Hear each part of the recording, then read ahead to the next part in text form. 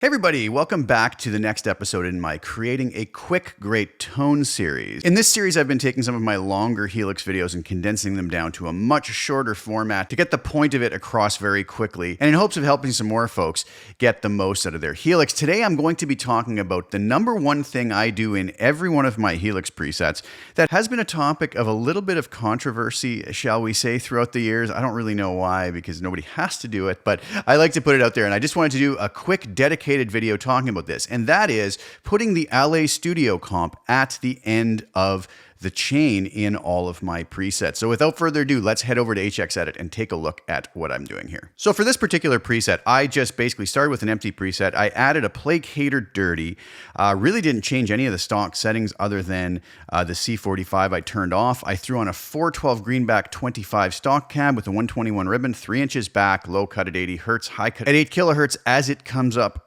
when you pull that cab block up. I have a transistor tape set to a quarter note, note sync, feedback of 30%, mix of 30%, and I have a room reverb from the Legacy Reverbs, decay of 4, and a mix of 35%. I have the trails on both the reverb and the delay. Now, you'll notice I have an LA Studio comp at the end here. Now, here's the thing.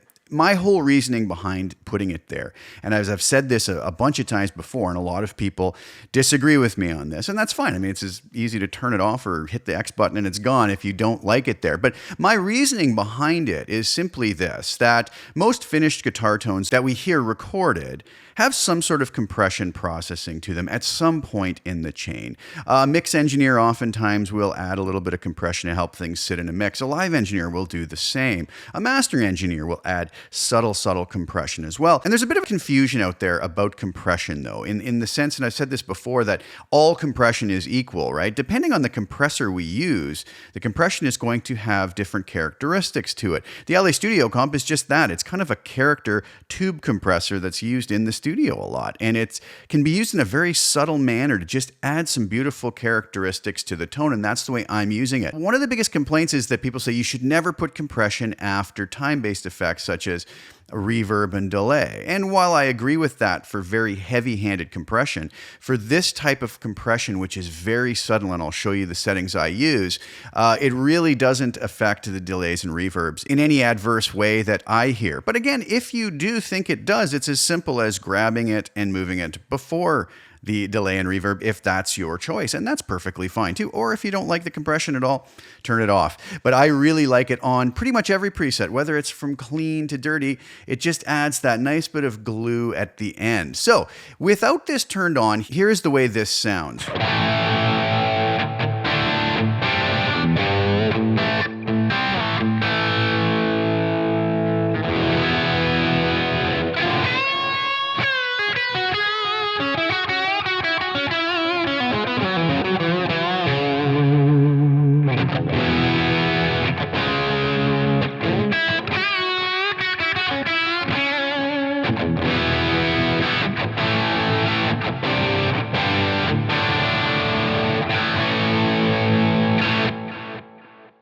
So a nice tone. Now, if I bring this on, you'll notice today I'm using Helix Native, and that reason for that is because I wanted to have the gain reduction meter up on the screen because this is such an important part of this.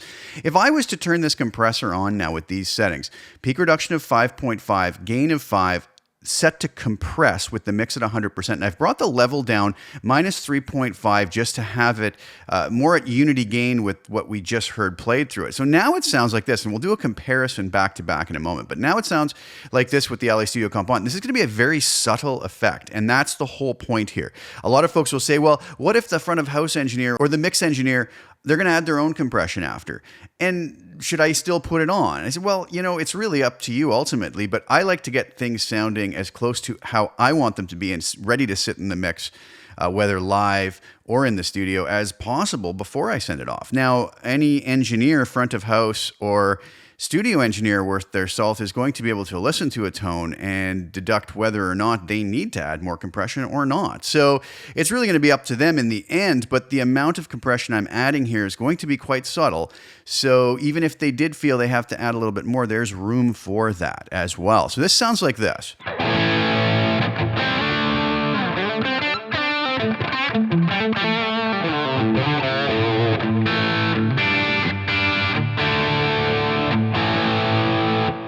So right away, I feel a difference in it. And if you'll notice the gain reduction meter,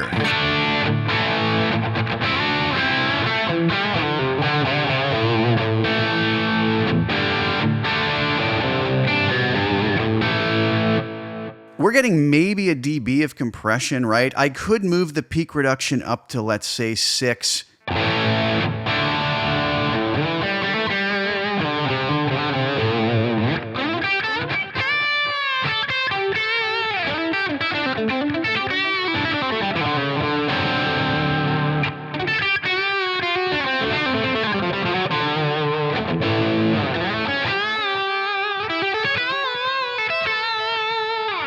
And it gets a little bit more squish. It's really going to be up to us to decide. Now, the thing with the LA Studio Comp, even if it's barely compressing, it still, I find, adds some sort of character to it and gives it a little bit of glue at the end. And you'll notice, if I was to take this now, put it back to the 5.5 setting, I have these fairly close to unity gain. So let's listen back and forth to it without the compression on.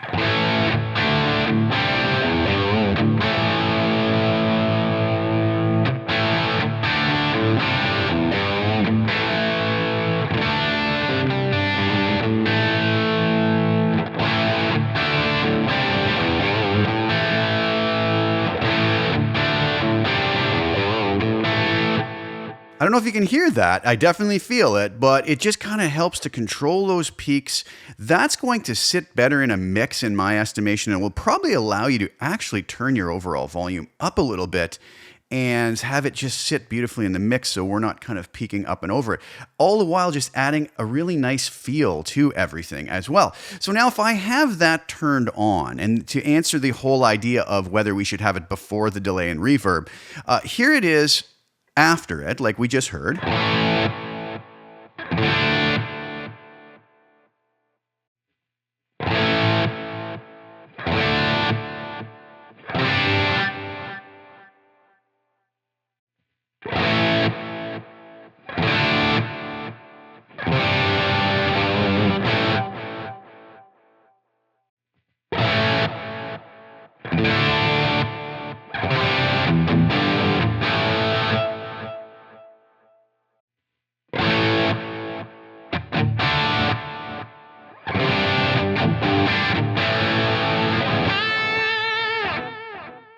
So you can hear it is a subtle difference between those two positions. I personally prefer it at the end. I like the fact that it glues all those elements together. That doesn't mean I'm right.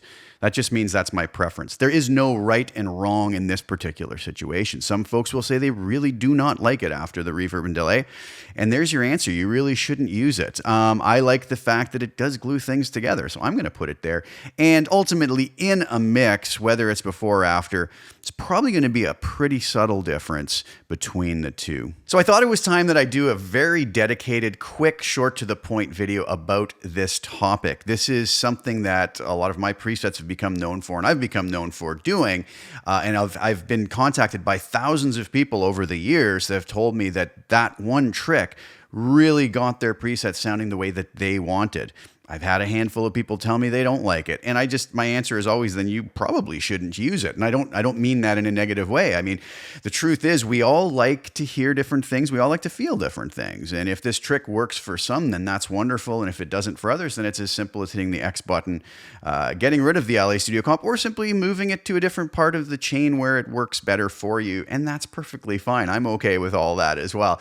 But it is a trick I use all the time, and I've had great results with it, whether I'm recording my own music, doing sessions for others, or playing live, and I've never had a complaint with any of the tones that I've given to other producers, engineers, etc. So I hope that that trick can also help you to attain the sound that you're hearing in your head and that you want to feel under your fingers.